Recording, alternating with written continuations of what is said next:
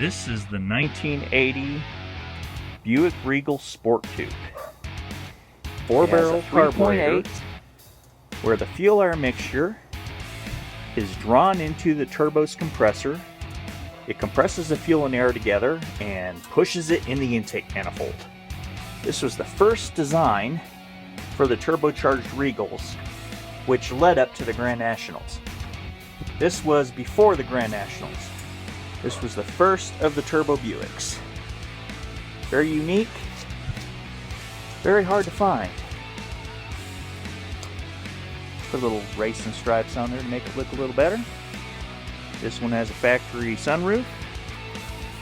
I'm still working on the restoration of this car, little by little, but it's coming along.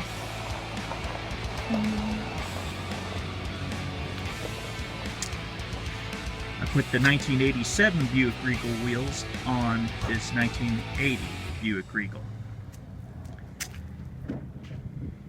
Here's the back view of the 80 Regal Sportcoupe.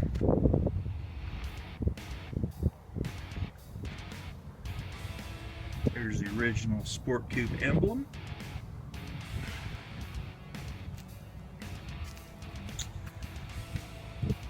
I like this little car. There's the nice little side pipe I put on there.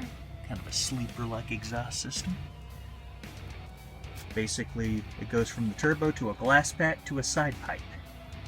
Nice little touch.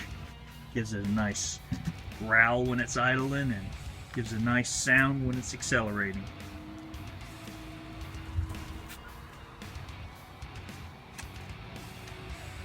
Great little Regal.